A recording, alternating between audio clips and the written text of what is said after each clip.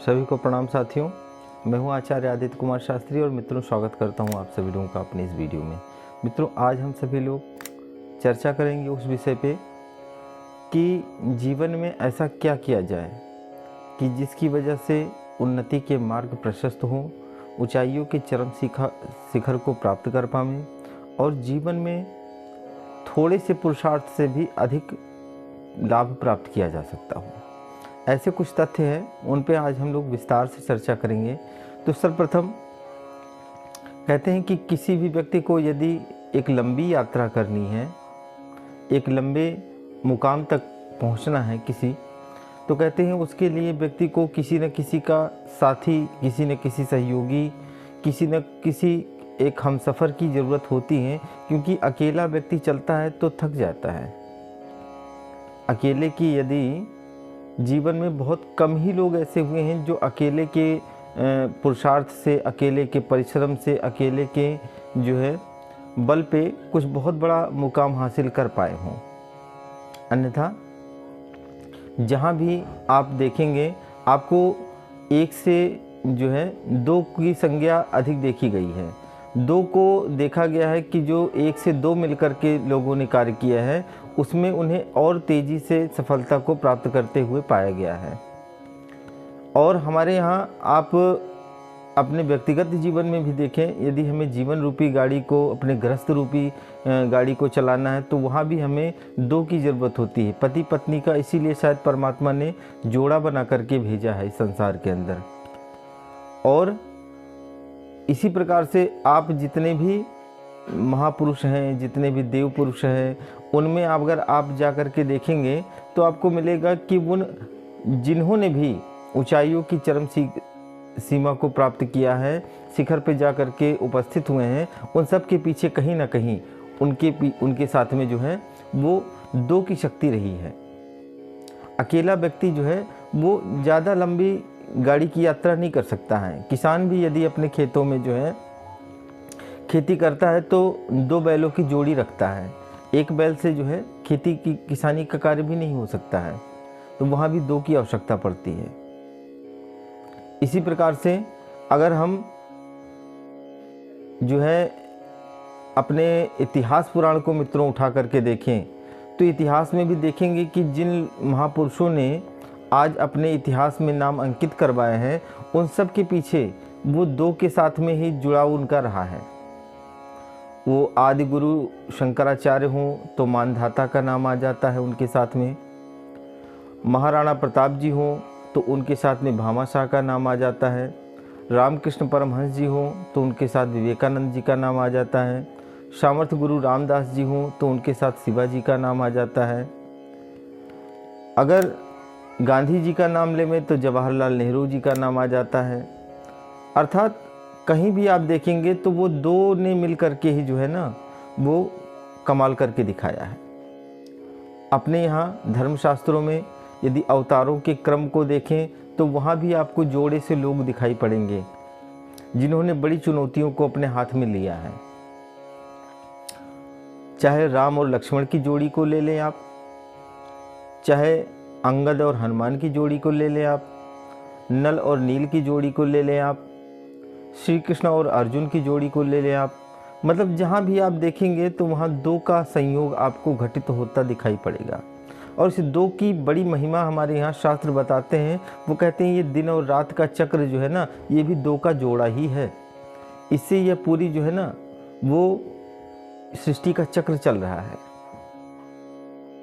जिस प्रकार ऋतुओं में देखें तो सर्दी और गर्मी का जोड़ा है, दिन और रात का जोड़ा है।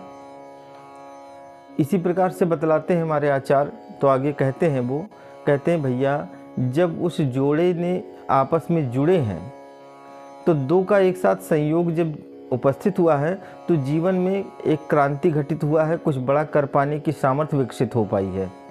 अकेला शायद विवेकानंद भी कुछ नहीं कर पाते यदि रामकृष्ण परमहंस जी का सहयोग नहीं मिला होता, उनका संरक्षण नहीं मिला होता, उनका अनुग्रह नहीं मिला होता। तो साथियों यह क्या है, जब किसी बड़े के साथ में हम जुड़ जाते हैं, किसी श्रेष्ठ के साथ हम जुड़ जाते हैं तो क्या होता है कि अपने अंदर जो है ना उसकी आधी ऊर्जा हमारे भीतर आ जाती है। हम अधिकस्य अधिकम फलम की युक्ति जो है वो यहाँ ये चरितार्थ हो जाती है कि एक से एक मिलकर के दो नहीं होते, बल्कि एक और एक 11 के में जो है वो परिणित हो जाते हैं। और जब कोई सामर्थ्यवान के साथ में एक कोई जो है व्यक्ति जुड़ जाता है तो उसकी सामर्थ्यता का लाभ उसको अनायास ही प्राप्त हो जाता है। स्वाति की बूंदों की महिमा हम सभी लोग जानते हैं और कहते हैं कि स्वाति की बूंद जो है ना वो सीप में जब जा कर के मिल जाती है तो वो मोती में परिणित हो जाती है। केले के पेड़ में वही स्वाति की बूंद आकर के जब टपक जाती है, उससे उसका मिलन हो जाता है तो वो कपूर के रूप में प्रकट हो जाता है। बांस के अंदर अगर वही स्वाति की एक बूंद आ जाती है तो वहाँ वंश लोचन उत्पन्न हो जाता है। मित्रों, क्या है ये? वही वाली उक्ति है कि बूंद जब सागर से मिल जाता है तो वो अपने अस्तित्व को समाप्त करके सागर में परिणित हो जाता है। नदियाँ जब नाले से मिल जाती है तो अपना अस्तित्व समाप्त करके वो नदी का स्वरूप धारण कर लेती हैं। चंदन के वृक्ष के आसपास के सारे वृक्ष जो है ना पौधे, वो भी सुगंधित हो जाते हैं उसकी समीपता के कारण।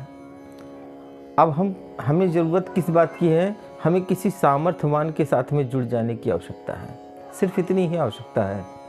अगर अपने मूल्य को बढ़ाना चाहते हैं, अपनी कीमत को बढ़ाना चाहते हैं, अपनी योग्यता को बढ़ाना चाहते हैं, अपने को उस शिखरस्थ पे देखना चाहते हैं, एक ही काम करना पड़ेगा। क्या? किसी मूल्यवान व्यक्ति के साथ जुड़ने की जरूरत पड़ेगी और एक क्रम और अपना करके हम लोग इस कार्य को जो है और सहज कर सकते हैं। वो क्या है?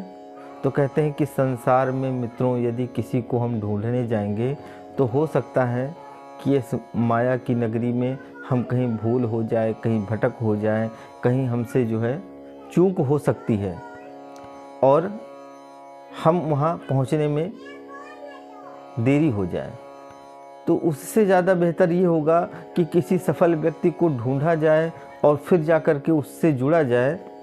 तो वहाँ हमसे चूक हो भी सकती है, लेकिन एक ऐसा सामर्थ्यवान है जिसको हम परमात्मा कह कर के पुकारते हैं, जिसको हम ईश्वर कह कर के पुकारते हैं, जिसको जगत नियंता जगदीश्वर कह कर के पुकारते हैं। मित्रों, यदि हमने उसके साथ में साझेदारी कर ली, उसके साथ में यदि हमने पार्टनरशिप कर लिया, उसके साथ यदि हमने रिश्तेदारी जोड़ ली, तो मित्रों घाटे में रहने वाले हम नहीं होंगे। जिन्होंने अपने को उससे जोड़ा, जिन्होंने अपने आप को उससे जोड़ा साथियों, वो कोई भी हो, वो गरीब सुदामा ही क्यों ना हो, वो भिलेनी सबरी ही क्यों ना हो, वो जो है केवट ही क्यों ना हो, वो सड़ा हुआ मांस खाने वाला गिद्धराज जटाई हुई क्यों ना हो, वो पेड़ों पे उछल कूद करने वाले जो है वो वानर समुदाय ही क्यों ना हो, वो जो भी हों, जिन्होंने भी अपने आप को उस परम चेतना से, परम सत्ता से अपने आप को जोड़ने का प्रयास किया, अपने आप को समर्पित किया, विसर्जित किया, विलय किया, उसकी चाह में अपने चाह को मिलाने का प्रयास किया। क्योंकि हम अमूनन करते यही हैं साथियों कि हम चाहते हैं कि वह ईश्वर जो है ना वो हमारे इशारों पे चले, हमारे बताए हुए मार्ग पे चले, हम जैसा कहते हैं उसे वो वैसा करे, परंतु ऐसा है नहीं साथियों। यदि हमें चाहते हैं कि हम, तो अपने आप को उसमें विलय करना पड़ेगा, उसकी चाह में अपनी चाह को जोड़ना पड़ेगा, उसकी मर्जी के हिसाब से अपने को मोड़ना पड़ेगा, अपनी आकांक्षाओं को, अपनी इच्छाओं को, इन सब को एक बार जो है विलय करना होगा, विसर्जित करना होगा। और साथियों, यदि यह थोड़ी सी हिम्मत हम जुटा पाते हैं, यदि थोड़ा सा साहस हम भीतर से कर पाते हैं, कहीं किसी साधना करने के लिए कहीं अलग जाने की ज़रूरत नहीं है। ईश्वर को प्राप्त करने के लिए किसी वन में, किसी जो है जंगल में कहीं जाने की आवश्यकता नहीं है। सिर्फ इतना ही करना है, भीतर से अपने जो है ना वो मजबूत होने की ज़रूरत है और भीतर से समर्पित होने की ज़रूरत है। उसकी चाह में अपनी चाह को मिलाने की ज़रूरत है। उसकी इस बगिया को सुंदर बनाने में उसका सहयोग करना। राम जब भी आए हैं एक ही काम किया है, एक ही काम किया है, सफाई, गंदगी की सफाई। गिरों को नीचे, जो नीचे गिरे लोग हैं उनको ऊंचा उठाने का काम किया है, असहायों को ऊंचा उठाने का काम किया है। इस बगिया की सुंदरता और उसकी शोभा को बढ़ाने में हम उसके सहयोगी बन जाएं, सिर्फ इतना करना है। बदले में साथियों वो कुबेर भंडारी है। वो क्या दे देगा, क्या कर देगा, कुछ नहीं कहा जा सकता है। और वर्तमान समय में मित्रों बहुतों को हमने देखा है कि जो बड़े बड़े उद्योगपति हैं, जो पैसे वाले लोग हैं, जो धनाढ्य लोग हैं, मैंने देखा है वो भगवान को अपना पार्टनरशिप बना करके चलते हैं।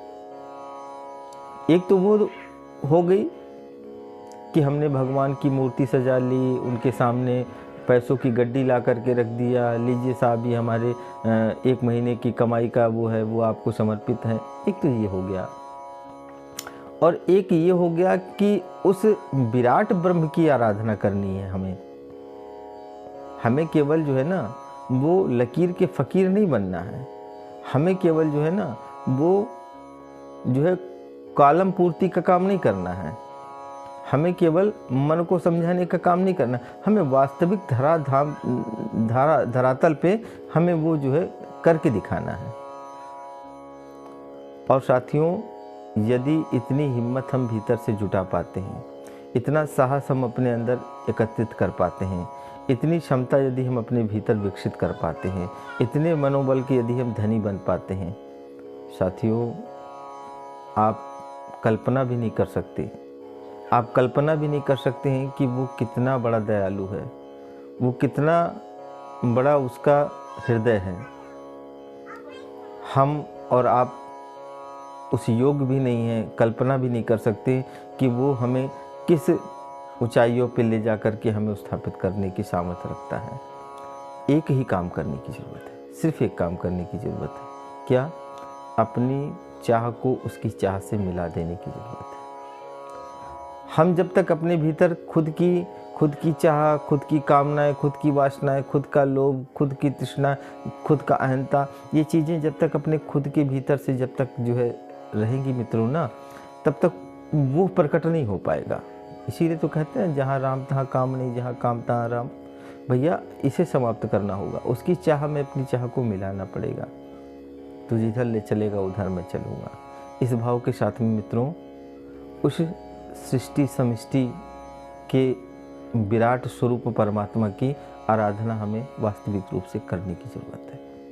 यही उसकी चाह है। वो जितने भी अवतार के क्रम हुए हैं उनको आप ध्यान से देखिए ना, समझिए ना, क्यों हुए थे भगवान के। जब जब हुए धर्म की हानि, भैया धर्म की हानि हो रही है ना, तो धर्म को ऊंचा उठाने में करिए ना सहयोग, धर्म को आगे बढ़ाने में करिए ना सहयोग। यही तो राम भी करते आए हैं और हमें भी उनका सहयोगी बनना है, गिद्ध गिलहरी की भूमिका निभानी है। मित्रों यदि इतना करने में हम सक्षम हो पाए तो आप इस बात को मान के चलें कि इतिहास के पन्नों पे आप अपने नाम को अंकित कराएंगे। यही आने वाला युग, यह सृष्टि आपको याद करेगी। हम लोग जो है ना वो राम के सहचर कहलाएंगे, उनके सहयोगी कहलाएंगे, हम उनके अनुयायी कहलाएंगे, हम वास्तविक उनके भक्त कहलाएंगे मित्रों, यदि इतनी हिम्मत हम भीतर से जुटा पाते हैं। तो आशा करता हूँ ये छोटा सा प्रसंग तो मैं नहीं कह सकता, एक छोटा सा प्रयास जो आप लोगों तक पहुँचाने का, कि जो राम की चाह है उसमें हम लोग उनके सहयोगी बन पावें, और हम सब लोग एक साथ एकजुट हो करके और उस राम के काम में हम जो है आगे बढ़ें, ताकि हमारा ये धर्म का काम, अध्यात्म का काम, ये चीज़ें और तेज़ी से आगे की ओर बढ़ें और लोग उस दृष्टि से ऊंचा उठें और अपने लक्ष्य को समझें। मानव का यह जन्म भी मित्रों तभी हमारा सार्थक हो पाएगा, अन्यथा हम लोग भी जो है वो है तो शरीर मनुष्य का, किंतु हम लोगों के जो व्यवहार हैं वो पशु तुल्य ही है, खाना कमाना और मर जाना। इसके अतिरिक्त हम लोगों का दूसरा कोई लक्ष्य नहीं है। इससे थोड़ा ऊपर उठने की ज़रूरत है साथियों। इससे ऊपर उठेंगे तो आप देखेंगे कि बहुत सारी चीज़ें आपको स्पष्ट होती चली जाएंगी। तो अपनी बात को बहुत अधिक ना लंबा खींचने के कारण यहीं अपनी वाणी को विराम देता हूँ और इस भाव के साथ में विराम देता हूँ कि यह संदेशा आप वो जागृत आत्माएं, वे प्राणवान लोग, वे धर्म प्रेमी, वे सनातनी, उन सब लोगों के हृदय में ये मेरी बात पहुँचे, यह पुकार पहुँचे, यह संदेशा पहुँचे, उनको भीतर से झकझोरे और वे जागरूक हों और हम सब लोग एक साथ जुट हो करके एक बार पुनः उस राम राज को इस धरती पे लाने का हम लोग एक निमित्त तो बनने का प्रयास कर ही सकते हैं। तो खूब खूब धन्यवाद सभी को और सादर प्रणाम अपने इसी भाव के साथ। जय जय सीताराम।